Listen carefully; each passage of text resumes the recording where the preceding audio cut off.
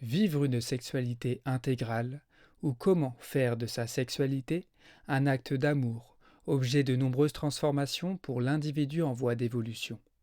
Promis, on en parle juste après ça.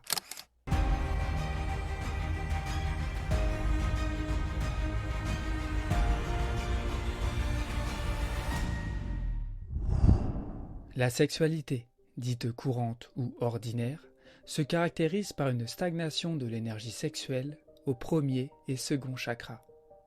Les chakras étant des centres d'énergie organisés en réseau et présents au sein de chaque individu.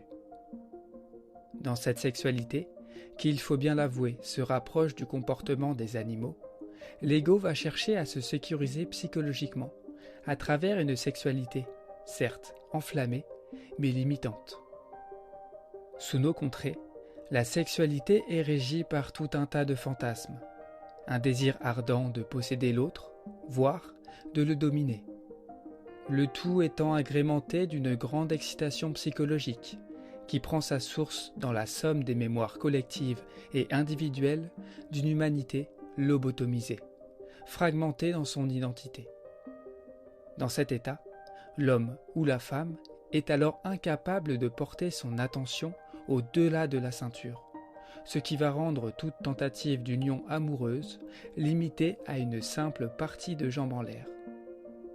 Cette sexualité, bien que possiblement source de plaisir, va laisser un sentiment d'incomplétude au fur et à mesure que les rapports s'enchaînent. Comme une allumette, la flamme qui au départ était vaillante et vigoureuse finira par s'éteindre tragiquement dans une auto-immolation des plus soudaines. Il est fréquent d'observer que ce feu sexuel n'est pas linéaire et qu'il exige bien souvent un changement de partenaire ou bien de nouvelles expériences toujours plus extrêmes et objets de fantasmes pour se réveiller à nouveau. L'industrie du porno a d'ailleurs bien compris cette tendance psychologique de l'être humain, jamais contenté et sans cesse stimulé, pour finir complètement siphonné de son énergie, magnétisé par ce feu juvénile et naïf, bloqué dans ses parties génitales. Dans cette forme de sexualité, l'individu manque cruellement de contenance énergétique, puisque son énergie stagne dans ses premiers chakras, avant, dans le meilleur des cas, de se dilapider par une jouissance bien méritée.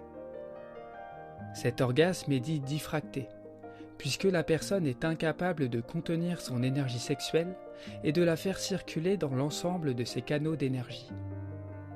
Certaines traditions comparent ainsi l'orgasme à une petite mort, et on peut dire que celle-ci porte bien son nom. Trop souvent, notre sexualité est l'objet de marchandages énergétiques, un espace où le vampirisme est roi. À la manière de grandes multinationales qui nous vantent monts et merveilles, pour au final nous déplumer jusqu'à l'os. À la fois poule aux œufs d'or et victime de cette grande machination, nous avons depuis toujours été soumis aux diktats d'une sexualité moribonde et définitivement involutive. Ceci étant dit, voyons comment la sexualité de demain, déjà expérimentée par certains, peut permettre de réconcilier plaisir, acte d'amour et de favoriser une plus grande connaissance de soi. La question de la sexualité est omniprésente dans notre quotidien. Et pour preuve, il existe de nombreux articles, forums et livres qui traitent de cette thématique. Bien conscient que quelque chose ne tourne pas rond, une majorité d'entre nous sommes en quête des meilleures pratiques et astuces pour sublimer nos relations intimes. Mais je vais vous faire une confidence. La sexualité de demain n'est plus une affaire de pratique. Alors faut-il nécessairement en venir à la pénétration ? Les rapports buccaux sont-ils un passage obligé ? Ou peut-être doit-on réciter un mantra et dessiner le signe de l'infini du bout de ses doigts pour la faire jouir ? Que sais-je encore ? Eh bien oui, tout est possible. Mais tout ça est pour le moins anecdotique. Et entre parenthèses, il faut soit être ignorant, soit démesurément orgueilleux pour avoir la prétention d'affirmer être le responsable de la jouissance de son ou sa partenaire. Mais passons.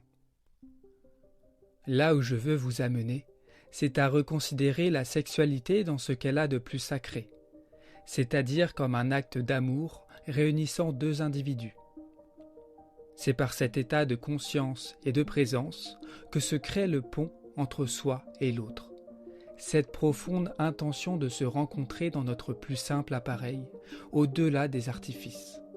Ne faire plus qu'un, le temps d'un instant, ne plus parvenir à dissocier le plaisir de l'un et de l'autre. Sortir des limitations de notre corps physique jusqu'à en perdre la notion du temps. La sexualité intégrale n'est l'objet d'aucune diminution, d'aucune restriction. Elle n'a de frontières que celles que l'on s'impose, en miroir d'une conscience à demi endormie. Dites-moi en commentaire si vous souhaiteriez une seconde vidéo pour approfondir davantage le sujet de la sexualité et des relations. Et dites-moi aussi, quels sont selon vous les plus gros obstacles qui vous empêchent d'accéder à cette sexualité intégrale.